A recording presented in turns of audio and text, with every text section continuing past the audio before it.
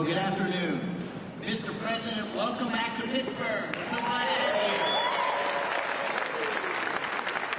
A year ago, almost to the day, I was with you at Butler, and I witnessed your strength and your courage on that day, and Dean and I are beyond grateful that you're here safely with us, and we are honored and thrilled to have you back in town. At the town we're proud to call home, at such an historic time for our great Commonwealth and for our nation. In your first term, you famously promised you were elected to represent the citizens of Pittsburgh, not Paris. And today you're once again making good on that promise. And what's happening here today is absolutely historic. Your visit and your leadership has catalyzed $90 billion of investment in energy and AI revolution. $90 billion.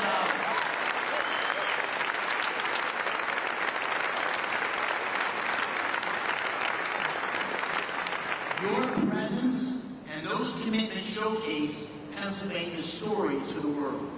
And today's summit begins to deliver on the promises that you and I made to the working families of Pennsylvania by creating many thousands of new jobs. Mr. President, you and I campaigned on an agenda to make America energy dominant, to secure our nation's AI leadership, to create jobs and opportunity for working families in Pennsylvania and across America. And your policies are working. You're making our country energy dominant once again. You're supporting workers at every level. You've embraced foreign investment and created good paying jobs right here in the United States of America, and you have been unwavering in your commitment to rebuilding America's industrial capacity and securing long-term AI leadership. Those policies are not only crucial to our economic well-being, to the people here in Pennsylvania, but to our national security. And this agenda has galvanized private capital. It's unleashing a new wave of industrial development and job creation across America and in Pennsylvania. And I just want to say I'm so thankful to you, but also to your incredible team, Secretary Lutnick, Secretary Besson, Secretary Bergen, Secretary Wright, David Sachs. We have had such incredible leadership and support from your team. Before we talk about those commitments here, and what it means for Pennsylvania workers, I know you want to say a few words. And so I'd like to say, ladies and gentlemen, it's my honor to introduce the 45th and the 47th President of the United States of America, Donald J. Trump.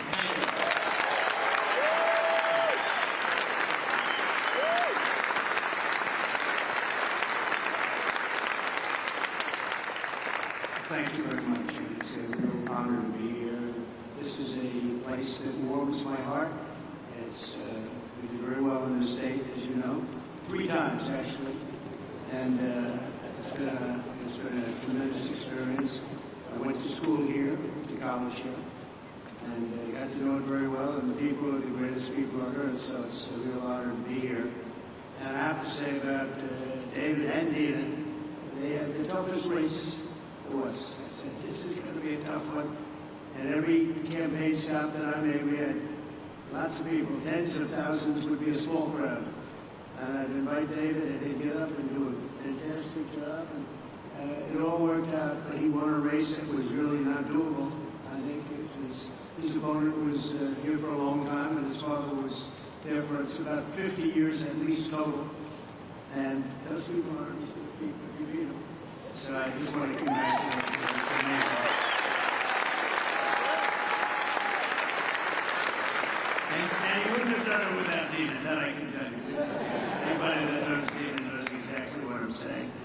And you mentioned Butler, but what nobody really talks too much about because I didn't see the order, but I actually looked down to the right before that thing happened, and I said, oh, there's David McCormick, he's running for the Senate. David, come on up. And there was so many people, there was a little problem he had coming up because I said, look, just do it later. And then about a minute later, so, you would have come up, I don't know what the hell would have happened. It worked out better this way, right? I don't know if he would have been around, but I want to take take full credit for that. I said, no, don't bother, we'll do it later. So if I didn't say that, who knows? But really a great job. Exactly 1 year ago this week, David was at that rally in Pennsylvania.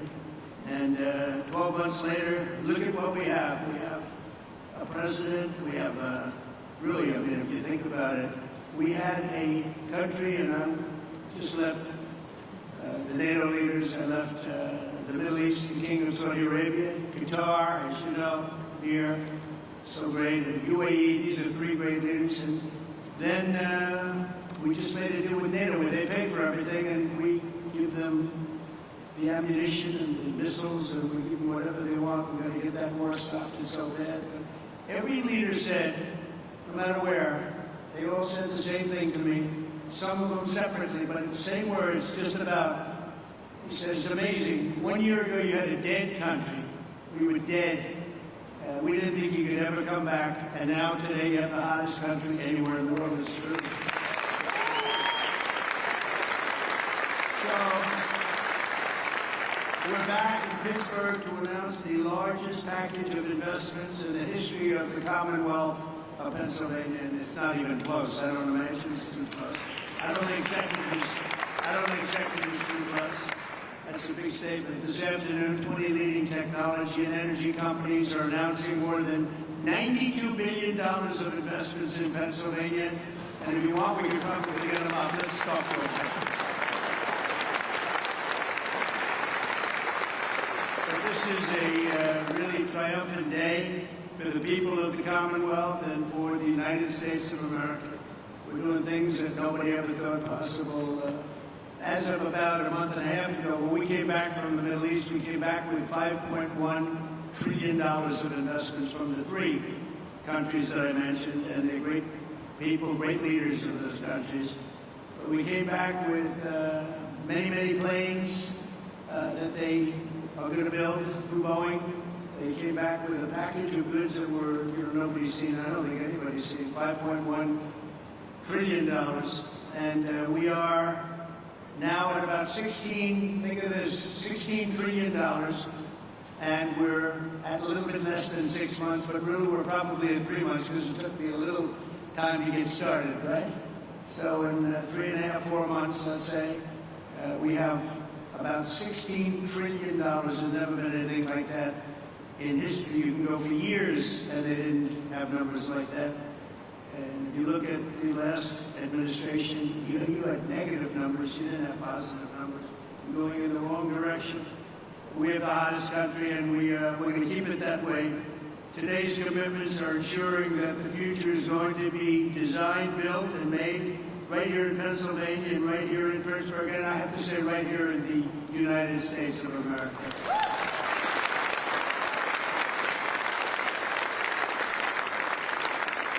I want to thank, we have some great talent in the administration. I want to thank and say hello to a few people that are with us. Secretaries Scott Bessent, Howard Lutnick, Doug Burgum, Chris Wright. Chris Wright's very friendly with the people up here. Doug, I wanted Doug for energy. I didn't know about Chris. And Doug said, I have somebody that's much better than me. Right? Doug never said that in his life. I said, this guy must be very good. But what a team they are. We have one controls the land and one controls the energy, but it was sort of intertwined. So we put them together, right? We never even discussed who's supposed to be the leader of the pack, but boy, it was one instruction: drill, baby, drill, right? And they are drilling. They are drilling. We have the EPA administrator, probably, I must say this, Doug, I hate to say it, Chris, Doug, and all of you guys, the most important man of the days today is Lee Zeldin. He's called Environmental Protection Commission. He's going to be the one that gets you a permit. He's going to get you a permit for the largest electric producing plant in the world in about a week, would you say? Now, if you go nuclear, I promised him I'd give him 2 weeks. Okay? Nuclear will give him a little more time. But the biggest problem we've had is it takes years and years to get permits, and he really is. He's a phenomenal guy. And, his history, he's a great lawyer, great congressman, in a race that was, according to most, unwinnable, almost won for governor, just missed it by a few points. And he's really fantastic, but he's essentially the Environmental Protection Agency, the top man, and he's got things rocking, and already they're building plants, and they have their permits. These are permits that would have taken you literally 10 years to get, or I would really say 10 years before they voted against you, because that's really what was happening. It's crazy all over the country, but we're freeing it up, and he really is going to be able to produce, and I'm looking at the numbers of China, where they're producing a lot of electric. Well, they only have one man they have to worry about, our friend, right, President Xi. He can do that by himself. I don't know if I can. Do I have the right to overrule you? Maybe. I don't know. Probably I do, but I won't have to. But, so he has one man, and we have one man. The one man is sitting right there. We appreciate you doing an amazing job. They're building plants already. They're building plants, and they have already their permits. And I have to brag just for a second, because when I first heard about AI, it's not my thing, although my uncle was at MIT, one of the great professors, 51 years, whatever, longest serving professor in the history of MIT, 3 degrees in nuclear, chemical, and math. That's a smart man. Krasinski was one of his students. Do you know who Krasinski was? There's very little difference between a madman and a genius. Krasinski said, what kind of a student was he, Uncle John, Dr. John Trump? He said, what kind of a student? And he said, seriously good. He said he'd go around correcting everybody, but it didn't work out too well for him. It didn't work out too well, but it's interesting in life. But I will say this, that we have the greatest brains, we have the greatest power, and we are going to have more electric. I said to some of the guys coming in, they wanted to hook up to the grid. I spoke to Mark and Jeff and a lot of people. And they said, well, we want to know about the electric, because I was told we'll need from David. You're the first one that told me. That's why I hired him, because I said he told me something I didn't know. He said, you need double the electric of what we have right now, and maybe even more than that. Remember that? And I said, what, are you kidding? And that's double the electric that we have. Take everything we have and double it. And actually, the number, that was even low. You need more than that. And to do that, you'd have to hook up to an old grid, in many cases broken, and certainly very much open to destruction from bombs and planes and from, frankly, storms. You see what happened, that horrible situation in Texas. And you'd be subject to that. And it's fragile, but it is old, and it can't have the capacity unless you totally rebuild it. That would take decades. And I said, well, why don't we do this? Why don't we, when you build your plant, wherever you may build it, you build your own electric plant. And nobody took it seriously. They sort of looked like, I can't really take that seriously, because they didn't believe it was happening. So the smartest people, some of them on stage right now, were saying, huh. And then they'd say, well, how do we hook up to the grid? We want to hook up to... They didn't believe what I was saying. And I said, no, I'm really serious. I'm going to let you build, right, Lee? I'm going to let you build with your plant. You're going to build, we'll make you like a public utility. You're going to build your own Con Edison in New York. You're going to build your own electric factory, and you're going to make your own electricity.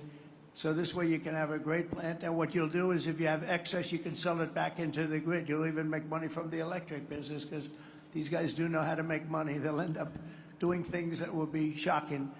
And you're going to make your own plant. So when I looked at the numbers before, I saw a board outside, and it showed how much electricity China's making. Well, we just started, but we're going to actually end up doing more than them, and it's going to be done privately, and you're going to own your own electric plants, and they'll be powered by maybe nuclear, maybe gas, maybe coal. You know, we brought coal back in. They won't be powered by wind because it doesn't work. I hate to say, it just doesn't work. It's rather intermittent. You don't want it. It causes a lot of problems. But we have every form of fuel that you want to use for your plant. And you'll build a plant, you'll build your electric, and this way you have no excuses, because I didn't want to be the one that said, listen, we're trying to build that grid in 10 years from now, and you wouldn't be able to open. You're going to build it with your own plants. And so people heard that. They couldn't believe it, and finally now they believe it, because we have a couple that are already started, and they're building their electric plants along with their separate plant. And in fact, some of them are building the electric plant inside of their main building. So it's really exciting to see. But I was very proud of that, actually. White House AI czar David Sachs. David, thank you very much. Great job. David interviewed me on his podcast about, what's that now, 2 years ago or something in San Francisco. And I said, this guy's very smart. If I pull this sucker off, I'm going to probably hire him in some form. I got to get him in. But you've been doing great. Thank you, David, very much. Director of the Office of Science and Technology Policy, Michael Kratsios. Michael, thank you. Thank you, Michael. Thank you, Michael. Good job. They tell me you're doing great. Thank you very much. As well as State Senate President Pro Tem Kim Ward. Kim, thank you. Kim, good job. Kim's very happy right now. State Senate Majority Leader Joe Pittman. Joe, thank you. And State Senator Greg Rothman. Thank you very much, Greg. Thank you. I also want to recognize your great congressmen. These are friends, these are warriors. They just passed the great, big, beautiful. See, I add the word great. I like to say because the really was really supposed to be great, big, beautiful. They call it the big, beautiful. But I had great. They took the word great out. I was on a show called Deface the Nation or something like that. Ladies and gentlemen, Deface the Nation. And I said, I want a great, big, beautiful bill. And they named it that. And it really is. It was supposed to be 7 bills. Could have been 2 or 3, but it was supposed to be originally 7. I said, let's put them all together. And if you put them all together, there's going to be something for everybody. And that's what happened. And we got it passed. And Republicans did it. We didn't get one Democrat vote. Think of it. The biggest tax cut in history, and we didn't get a Democrat vote. And so many other things. No tax on tips. No tax on Social Security, no tax on overtime. But the biggest tax cut in the history of our country, you got that. Also, the biggest deduction. You know, you have a 10-year period. Last time we had a 1-year period. Now you have a 10-year period. And that's what made the first one. We had the most successful economy in the history of our country during my first term. And we passed a bill. But that bill, honestly, as good as it was nothing compared to this one. And the biggest thing and the biggest reason for the success was the deduction. And you're allowed to do it. And this time we're including structure. So you're able to deduct those big structures that you're building. So nobody thought that was even possible. But I want to introduce the people that did it. Dan Muser is here. Where's Dan? Dan, you... Oh, they're in Washington working on our next bill. Good. They shouldn't be here. Now I don't have to mention their names, you know. Although they're watching on television, I guarantee. Oh, that's right. They're working on our next one, which is coming for a vote, I think, on Friday. Wow, I'm impressed. But JT, GT Thompson, Lloyd Schmucker, John Joyce, Mike Kelly, Scott Perry, Rob Bresnahan, all terrific people, and Guy Reschenthaler. These are great people. They're warriors. They fought with us. They voted with us. We only had 2 negative votes. I didn't invite those 2 guys to anything. We had a guy named Rand Paul Jr. He's known as Rand Paul Jr. in the House. He always votes no. And we had somebody else. I did him a big favor, and I said, well, he's not going to, sir, I don't think so-and-so is going to vote. I won't mention his name. And I said, no, he's going to vote because I did him a very big favor, very personal favor, as big as you can get. Having to do with death and life, but having to do, no, he's going to vote. Don't worry about it. Okay, sir, if you tell me, but I don't think we're going to get his vote. Don't worry about it, I said. I know what I'm talking about. Don't worry about it. And sure as hell, he voted against us. And I said another one down, another great move by Trump. Anyway, so much for favors. You know, it's welcome to the world of politics, right? Right, David? We know about that. But we're here today because we believe that America's destiny is to dominate every industry and be the first in every technology. And that includes being the world's #1 superpower in artificial intelligence. And we are way ahead of China, I have to say. We're way ahead of China, and the plants are starting up, the construction's starting up. And did you notice that 2 days ago they just announced that they had a budget surplus of $25 billion in this country? Right, Howard? They never saw anything like that. Everyone would say, where did that? That's been like decades, $25 billion, and that's peanuts compared to what it's. And it's good business practices.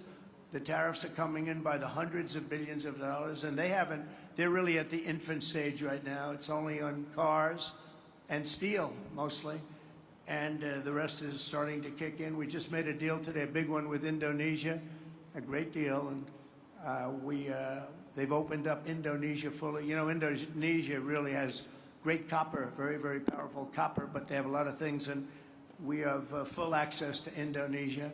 We'll soon be announcing probably, if we do, we do. If we don't, that's okay too. I don't mind, because I'm very happy with the letters that we send out that you'll be paying X%. I almost like it better if you want to know the truth. But Scott and Howard, you know, they like to go the old-fashioned way. Let's work hard to make a deal. I don't know. There's something about pay us 35% of everything, and we're very happy. But I think India is going to open up, and a lot of countries are going to open up. And some that don't, they'll just be paying a very substantial tariff, but peanuts compared to what they should be paying. So we have some amazing things. China and other countries are racing to catch up to America, having to do with AI, and we're not going to let them do it. We have the great chips, we have the great everything, and we're going to be fighting them in a very friendly fashion. I have a great relationship with President Xi, and we smile at the back and forth, but we are leading. I heard somebody say before that we're going to try and catch China. We're not catching them, we're leading. And one of the advantages they have is they show the electric that they have it. They're opening up coal-fired plants all over the place, and we're entitled and allowed now to do that too. We took coal, it was taken out of the chain, and coal is actually a very, very powerful. I say you're not allowed to call it coal. You have to call it clean, beautiful coal. You're not allowed, John, to call it just coal, because people don't understand. We call it clean, beautiful coal. But China is, I think they're going to be very far behind. Mark my words, I think they're going to be very far, because we have a lot of places going up right now, and they're all going to be great. And they actually feed off each other. But remaining the world's leader in AI will require an enormous increase in the energy production, and that's taking place, and you're doing it yourself, and a massive build-out of physical infrastructure and the tremendous technology skill that Pennsylvania has. I mean, you have tremendous skill in this state. Today, the Commonwealth is reclaiming its industrial heritage and taking its place at the forefront of the AI technological revolution. And as I said before, it's an expression I used all during the campaign and screamed it out, "We'll drill, baby, drill." And people went crazy. We had big crowds, as you probably heard, biggest ever, biggest in history. The investments being announced this afternoon include more than $56 billion in new energy infrastructure and more than $36 billion in new data center projects. And a lot more than that are going to be announced in the coming weeks, not even months. I think we could say weeks, right, Howard? In the campaign, I promised that I would save the Homer City power plant 50 miles east of here that Joe Biden's Green New Scam forced to shut down. It's a Green New Scam, greatest scam in history, the greatest in history. Well, the auto pen, I think, is a bigger scam, if you want to know. Actually, I do believe that. Today, we're pleased to report that a $15 billion investment from Knighthead Capital Management. Who's here from Knighthead? Well, I'm very impressed with that. 15 billion, that's pretty good. It's a great location, too. Wow, that's very impressive. Thank you very much. That's a big number, huh? It's a big number, and yet it's peanuts relative to what it would get. That's a good job. But the Homer City site is being resurrected as the largest natural gas-fired power plant ever to be built in North America. Is that right, huh? That's fantastic. As another example, Google will be investing billions and billions of dollars to revitalize two major hydropower facilities in Pennsylvania. Congratulations. Say hello to Sergey and Sundar. They've done a pretty good job at Google, I'll tell you. And they have their star right here, so congratulations. That's really fantastic. And under the last year of Biden, China added 11 times as much power generation capacity as did the United States. That's under Biden. That's not under Trump. That's under Sleepy Joe. Under the Trump administration, America's getting back in the game, and we're going to actually be doing more than they do. As I said, And on day one, I ended the Green New scam. I also ended Joe Biden's war on clean, beautiful Pennsylvania coal. Totally ended it. Coal has equal, if not greater, status. It's a very powerful. It's a very powerful thing, coal. China, it's sort of interesting. China makes windmills, but how many wind farms do you see in China? I haven't seen any lately. It's sort of crazy. They build the windmills, sell them into our country, sell them all over the world, and they ruin their fields and ruin their valleys. And then you look at China. Where's your wind farm? Well, we have one. We're thinking about one. No, it's the whole thing is crazy. But they use coal, and they're building right now about 52 power plants, all of coal. I signed historic executive orders to expedite construction of brand new nuclear power plants, which is very hot. We've issued an order, as you probably know, 1 month ago, making it very easy and very safe to build nuclear power. And Westinghouse, I know, is represented here, and they're become a whole brand new Westinghouse. Congratulations. It's a great thing you're doing. They were hurt by some very incompetent people. I watched what was going on there. In the form of regulators, they were really doing a number. Our regulators are the opposite. We'll be very safe, but we're fast and safe, and you're going to get a whole different group of people. But it's announcing plans to build 10 state-of-the-art nuclear reactors in the United States. That's great. Congratulations to Westinghouse. And to further accelerate investment in the industries of tomorrow, 2 weeks ago, we enacted the largest tax cuts in American history when I signed that one big, beautiful bill into law. We're adding to it a little bit, and we're refining it a little bit, all to the positive. And that's why the congressmen, I'll pretend I'm really angry at them, but I would actually be angry at them if they showed up, Lee, right? I'd be much more, if they're here, I would not be happy. The bill allows 100% expensing on all new equipment, something that's never happened before. Factories, research, and as I said before, even structure. To further protect Pennsylvania industry, 2 months ago, I came here to announce my approval of a historic investment deal with Nippon Steel of Japan, to keep U.S. steel right here in Pittsburgh. And we have a great woman here, Selena Zito. She's the writer. She writes on the Rust Belt and the Midwest, really, but the Rust Belt, anything having to do with rust and belt. Where is Selena? Is she around there someplace? Because I'm doing an interview with her in a little while. And I said, do me a favor, let me do the interview after this. This way we can be right on time. Where is Selena? She's up there. Oh, she's great. You can't be angry at me now, Selena, because I'll be with you. I said, Selena, can we make it after? Otherwise, we're going to keep a lot of money waiting. These people have big money. When I saw the people here, I said, Selena, I'm sorry. I have to delay this. And also, Miss McAdams. Where is Miss McAdams? We're going to do one with her, too. And she's great, with Fox. And she's been fantastic. Stand up. Stand up. Young and smart and vibrant. She's been you've done a great job. So I'll see you in a couple of minutes. All right. That's great. We can't keep this kind of money waiting. These are truly the biggest investors in the world, including my friend John on my left. But these are the biggest investors in the world. I'm sorry, McAdams, and I'm sorry, Selena. That's the way it works. It's very impressive. But Nippon Steel, and we got it, and we have all sorts of protections because of the fact that U.S. Steel was you people years ago.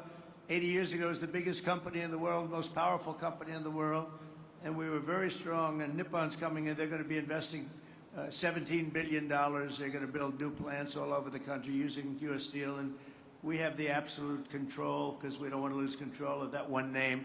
That one name is very important for to the history of this country, and I think Nippon's going to do a fantastic job. And, you know, in some cases, they could take it back to their country. I said to people, because a lot of people said, well, what do you think? Japanese companies coming in. I said, well, you know, when they spend $1 billion in a steel plant, they're not going to put it on a boat and take it away. It's going to be right here with us, no matter what. But they are going to do a fantastic job, and they look forward to it, and they're so excited about it. They actually fought very, very hard to get that deal. And I think when you look at the countless jobs at the Mon Valley Works in western Pennsylvania, we have something that's going to be really incredible. And we did keep a golden share. You know who has the golden share? I do. I have the golden. Does everybody know what a golden share? A lot of these people from the Middle East, they don't have to worry about golden shares. But we have a golden share, but Nippon's going to do a fantastic job.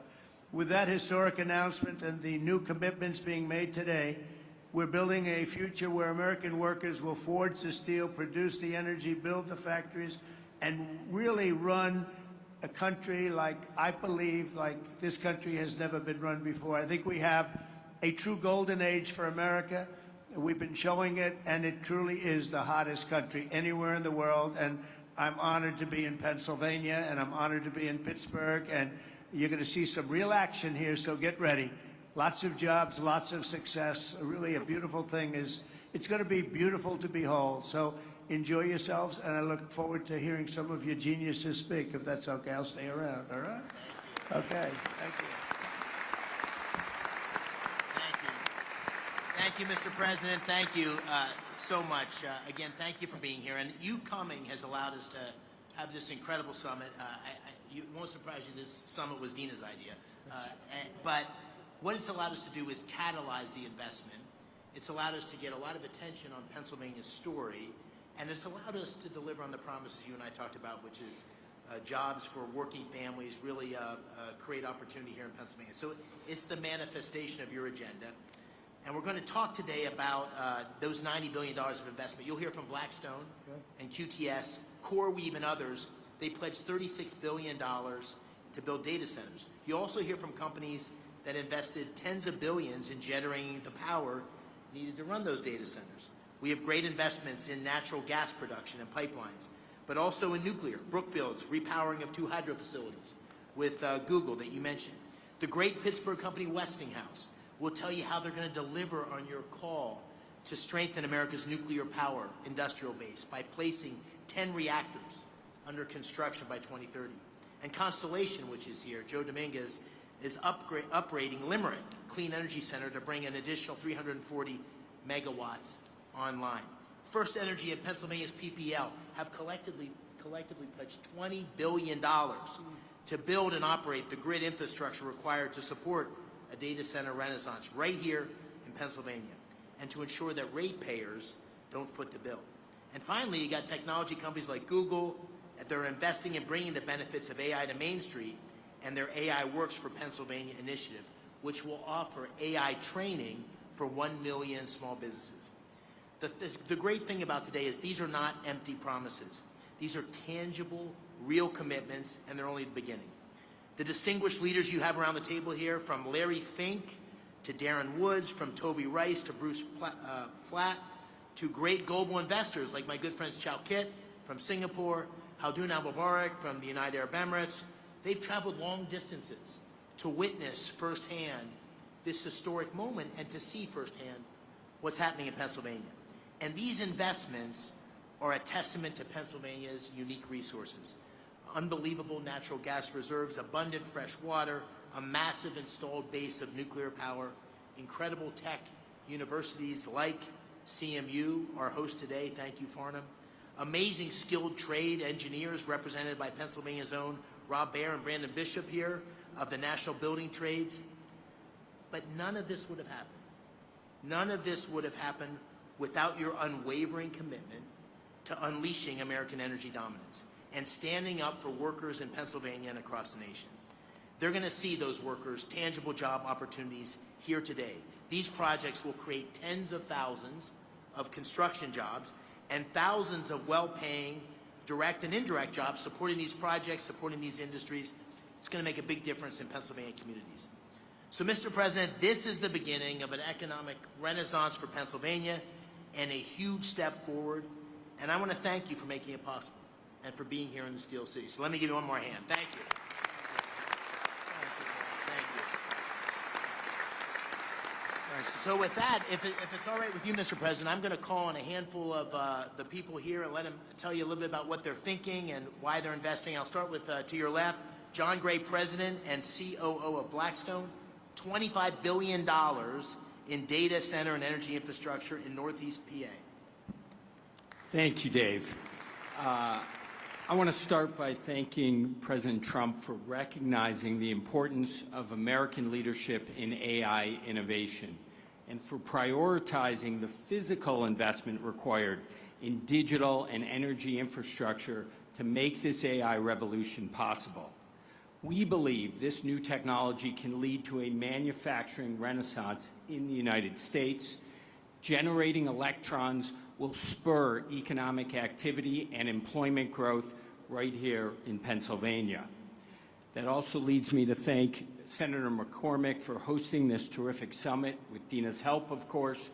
So many important participants from around the globe have come here, including political leaders in Pennsylvania from both sides of the aisle, who all care about making this state and the U.S. successful in this vital area. By the way, I love this state too. I went to college like you here as well. I met my wife here, and it is a great place.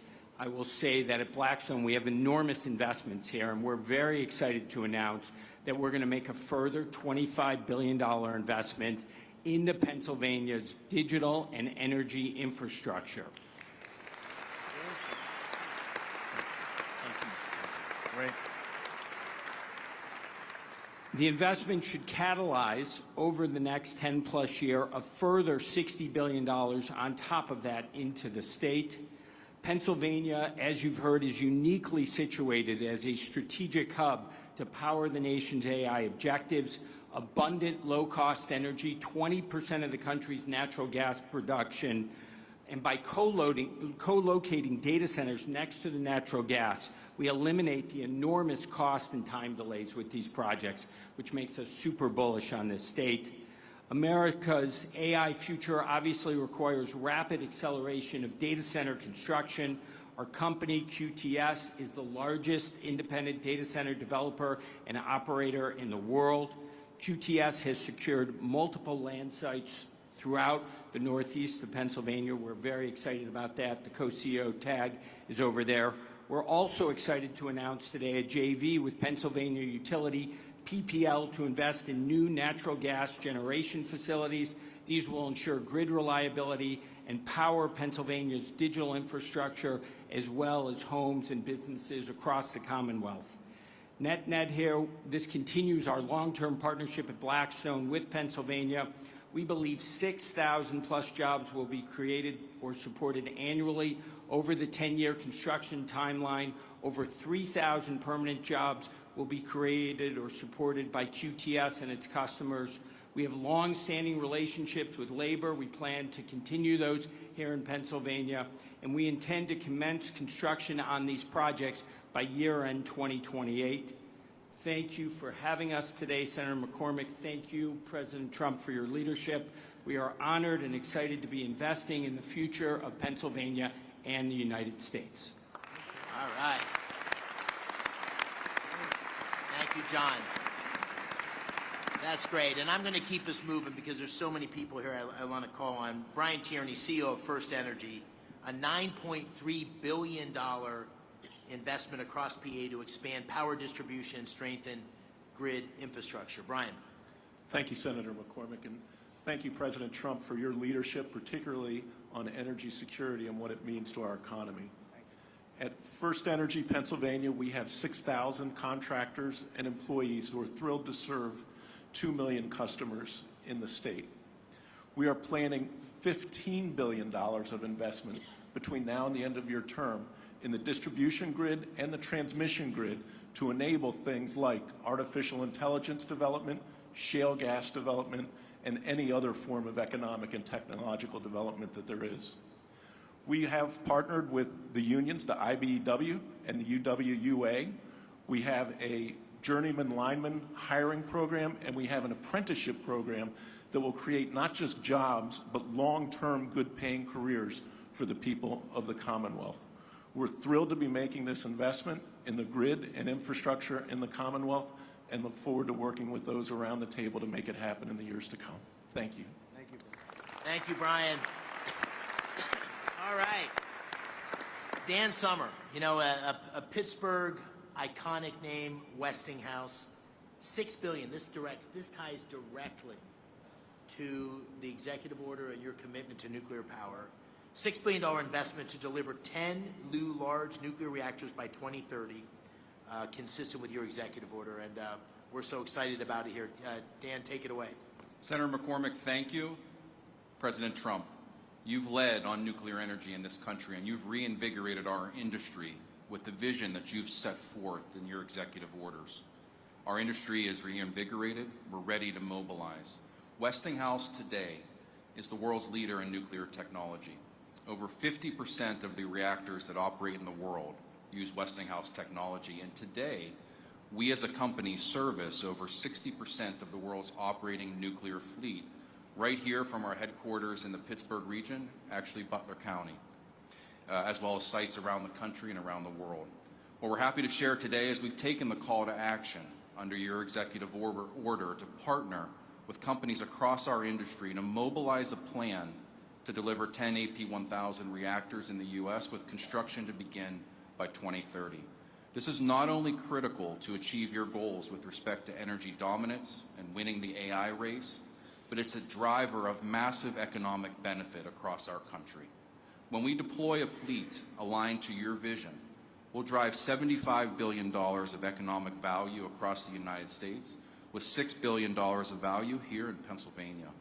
It's also a jobs machine. Implementing your vision will create or sustain over 55,000 jobs across the country and over 15,000 jobs here in the Commonwealth alone. And these are great jobs across manufacturing, engineering, and construction. And beyond that, we're happy to announce today a strategic collaboration with Google to leverage Google's expertise in AI and AI solutions, along with Westinghouse's AI technology and 75 years of OEM nuclear engineering and construction data to build an AI machine that helps us rethink how to do nuclear construction in this country and honor your commitment and your expectations for us to, when we deliver nuclear, we'll do it on budget and on cost. Mr. President, thank you for your leadership. Thank you for your vision. Westinghouse and our industry are ready to deliver. Thanks, Dan. You almost gave the introduction for my good friend Ruth Peratt. Ruth, thank you for being here. And Google is doing a number of things, partnering with Brookfield, which Bruce Flatt is here, great partnership. We're lucky to have them both engaged in Pennsylvania. Bruce is also the majority owner of Westinghouse. Brookfield's the majority owner of Westinghouse, and also an incredible effort to train 1 million small businesses in AI. So Ruth, please tell us what you're doing in Pennsylvania, and thank you. Thank you, Mr. President. Thank you so much for your leadership, for your clear and urgent direction that our nation invest in AI, in the infrastructure, technology, and energy needed to unlock the extraordinary capabilities and really enable America to continue to lead. And Senator McCormick and Dina, thank you for this extraordinary convening. It really has delivered the energy, no pun intended, that we were striving to achieve here. On behalf of Google, I'm very pleased to be here in Pittsburgh to announce that Google is investing more than $25 billion in data centers and AI infrastructure across the states in this critical PJM region over the next 2 years. And to support the investment, we're investing in 3 additional ways and focused on them. First, Mr. President, to support your mandate for energy abundance, we're investing in hydro, as you referenced. It is a $3 billion 20-year agreement with Brookfield Energy to modernize 2 hydropower facilities in Lancaster County. Second, we've already heard about the importance of the grid.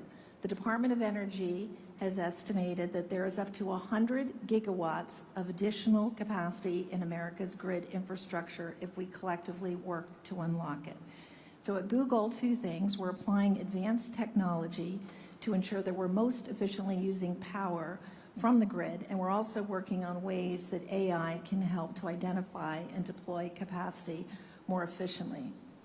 I think what's really exciting also is we're focused on jobs. There are 2 parts of the focus on jobs. One is really training to support the jobs to modernize the grid. There is an acute need for electrical workers in this country. It's estimated in the 100,000 plus. Last month, Google made a grant to the Electrical Training Alliance to equip more than 100,000 electrical workers with the skills that they need and train 30,000 new apprentices by 2030. Today, we are expanding that grant to increase the projected pipeline of new electricians in Pennsylvania by 64%. Third, we think it is critical, as Senator McCormick said, to build a fair America, an America where everyone has the opportunity for jobs of the future. And to ensure that we can do that, today, starting in Pennsylvania, we're really proud to announce AI Works for America.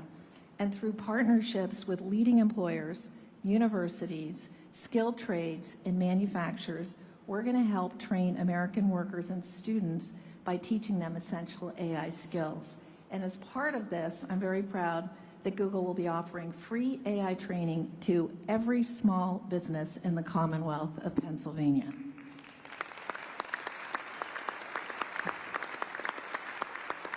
One final comment. We are proud that Pittsburgh is our home. It's been our home since 2006. Our first office was actually right here at Carnegie Mellon, and continuing the trend of this line right here, I also went to school in Pennsylvania, and we're very proud of it. So thank you again. Thank you for being here, and thank you for all your catalyzing. Thanks, Ruth. That's what we like to hear. I want to call on just briefly Mike Intrator. Mike, I want to take note of this for all you CEOs. Mike is the CEO of CoreWeave, which made a big announcement today, $6 billion investment in Pennsylvania, and his stock went way up. So all you CEOs, just take notice. Investing in Pennsylvania is good for your stock price. Mike, please tell us about this project. It's very exciting. Thank you very much, Mr. President, Senator McCormick. And yes, you're correct. The market responded well to our announcement of investing $6 billion into a Lancaster, Pennsylvania data center. It's a data center that will be able to host some of the most advanced, state-of-the-art computing infrastructure that the country needs in order to maintain its position as the leader in artificial intelligence. The data center will drive 600 jobs for across the trades as we construct the site, and then another 175 jobs of permanent employment. We're extremely excited about the role that this data center is going to play in our plans to be able to support not just the Commonwealth of Pennsylvania, but the broader Mid-Atlantic region for us.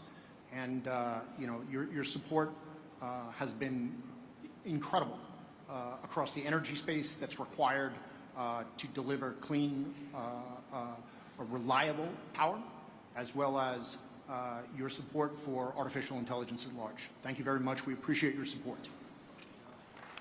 Thank you, Mike. Mr. President, what you hear over and over again are these incredible job creation, but we need workers to be able to fulfill these jobs. And I see my friend Barry in the audience, and we've talked a lot about the need for construction workers. There he is. There's Barry. We have Brandon Bishop with us today from the National Building Trades. And, you know, I was with a bunch of guys from the building trades a couple weeks ago, and they were saying, you know, we don't want to do the apprenticeship program until we're sure about the work. And I said, double, triple, quadruple the programs, right? We got to have skilled workers who can meet the needs. We got a tsunami of opportunity coming for Pennsylvania. And so maybe you could take a minute, Brandon, on that. Thank you for being here. Thank you, Senator McCormick. Mr. President, it's an honor to be here today representing North America's building trades unions and our 3 million members, especially the thousands of highly skilled workers across Pennsylvania who are ready to deliver on all of the historic investments being announced here today. All the projects discussed here today aren't just about energy and innovation, they're about job creation. And all of us in the building trades stand ready to deliver. If you want the highest quality, most productive, long-term labor certainty, partner with us from day one. Don't just build with us, stay with us and maintain it for decades. And when you partner with the building trades, you get results. Productivity is 14% higher, projects cost 4% less on average, they're 40% less likely to face labor shortages, and labor turnover is cut by 2/3. We are the solution to the workforce challenge. Our members are sourced and trained through the largest private workforce development system in the country. Over 16,000 world-class training centers, including many right here in the Commonwealth of Pennsylvania. These centers train hundreds of thousands of men and women through our gold standard registered apprenticeship programs. No taxpayer dollars required. And they don't just lead to jobs. They launch lifelong middle class careers with family-sustaining wages, health care, and retirement. So if you're investing in Pennsylvania, let's talk, let's plan, let's partner, because there is no workforce more prepared to build the future and no investment more certain than when you build with us. That's what we do. We build, we maintain, and deliver, all while doing it the best way, safely, on time, on budget, and with the highest quality. Thank you. Thanks, Brandon. I appreciate it. Thank you. All right. So I asked the president. He said I could take the opportunity. We got the A-team here in terms of the cabinet the president put together. So I'd like to do a lightning round and just call on a couple of cabinet members to comment on what's going on in terms of the incredible action and activity at the intersection of the AI revolution, the energy revolution. We got a great team here that's working together. So let me just work my way around the table. Mr. Treasury Secretary Scott Besson, and then I'll turn to you, Howard, and then you, Chris, and then you, Doug. And Director Zeldin, I'm sorry I didn't mention you before, but I'm so glad you're here. You're doing great things for our country. Thank you. Thank you, Senator. I want to thank President Trump for his leadership. President's laid the foundation for a golden age economy that comes just in time to begin America's 250th anniversary celebration. 3 industries will define the future: manufacturing, energy, and technology. Not coincidentally, Pennsylvania is at the forefront of all 3. For more than 2 centuries, the Commonwealth has been the keystone at the top of the American arch, and politically, economically, and technology has played an indispensable role and will continue to do so under President Trump and Senator McCormick's leadership. The Rust Belt is no more. It's a thing of the past. The factories that industrialized America, won World War II, and built our modern infrastructure are firing up again, and new factories are coming online. Taking place along the blue-collar boom is the CapEx boom that we heard about today. And this is just the beginning. This is the 3rd time I've had the privilege of being in the Iron City in less than a year. I was here President Trump's final day on the campaign trail at the auditorium at the Duquesne Arena, and I saw the steel workers there to support him. I was back 3 weeks ago when he announced the Nippon Steel deal at the U.S. Steel plant, and it's an honor to be here with all of you today and see this CapEx boom along with a workers boom. Thank you. Thank you, Mr. Secretary. All right, my good buddy, Secretary Lutnick.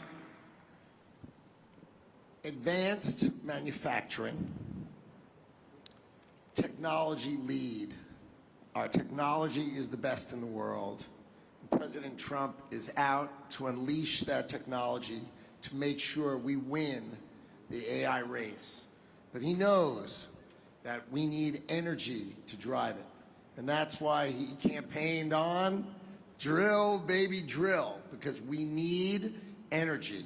We need it across the nation, and we need it in Pennsylvania, which has got amazing natural gas resources, incredible. And then we've got to turn that into advanced manufacturing. So those 3 buckets are where we're going, and President Trump is leading the charge on that. And we are very excited. $16 trillion in investment dollars coming into America. So your workers, man, are they going to be busy?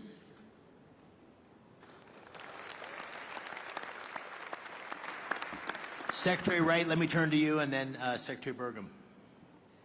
Yes, thank you, Senator McCormick, and thank you, President Trump. We are all here, and we're talking about $90 billion of investment in this state because of a dramatic pivot in the leadership of our country. President Trump, an East Coast real estate developer, understands in his gut energy more than anyone I've met. He knows energy is the infrastructure for everything we do. If you get energy wrong, nothing else matters. If you get energy right, the possibilities are just immense. And Pennsylvania, the oil and gas industry, global oil and gas industry, started a few dozen miles from here in Titusville, Pennsylvania. The shale gas revolution may have started in Texas, but it really flourished and hit its peak right here in Pennsylvania. Pennsylvania today exports more energy to other states than any other state except for Texas. And it would export more, but it had blocks on building pipelines. Two great opportunities for Pennsylvania energy. One, and President Trump is hard at work at both of these, one is to get those pipelines built from Pennsylvania to New England so we can change the quality of life and opportunities.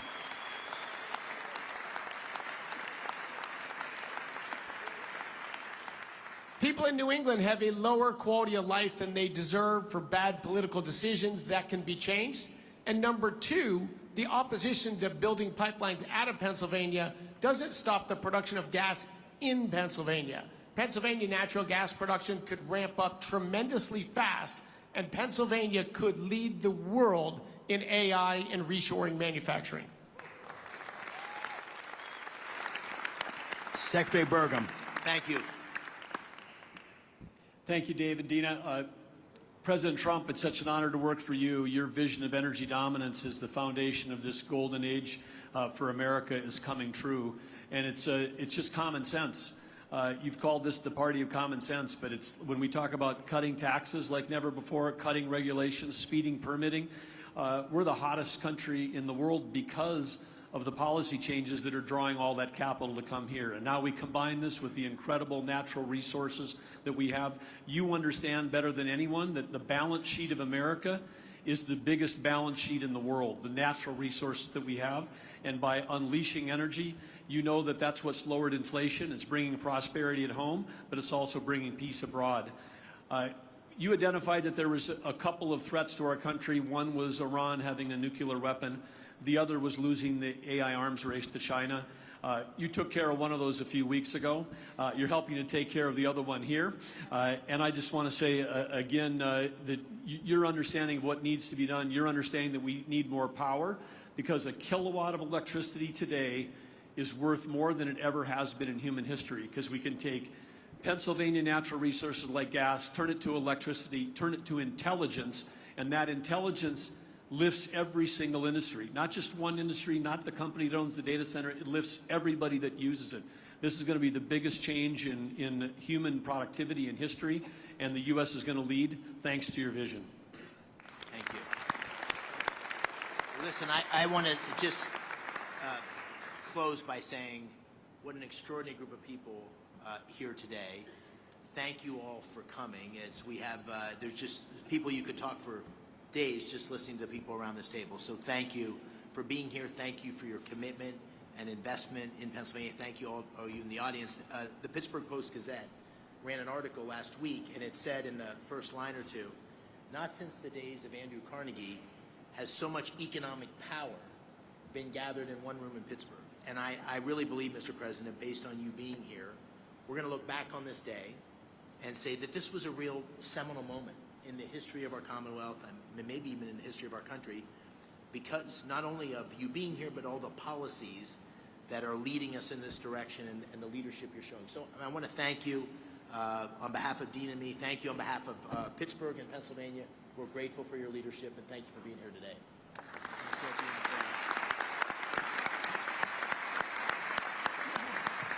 Well, thank you very much. And I have to say that David said, could you just come in and make a quick statement and then you can leave right away? And I said, okay, good, I'll do it. But when I saw the people gathered, I said, I'm not leaving. I want to learn something, and I have learned something. This is the smartest group of talent probably that you've ever had in terms of energy and even finance ever had in one room. So it's an honor to be with you. I used to do what a lot of you guys did. I like this better, though. I don't care. And you're doing a fantastic job, but really it's an honor to be with you, and congratulations. You're going to have tremendous success all over the country, but you're going to have tremendous success in the Commonwealth.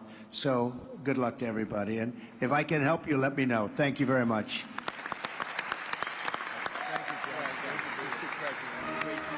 Great to be with you.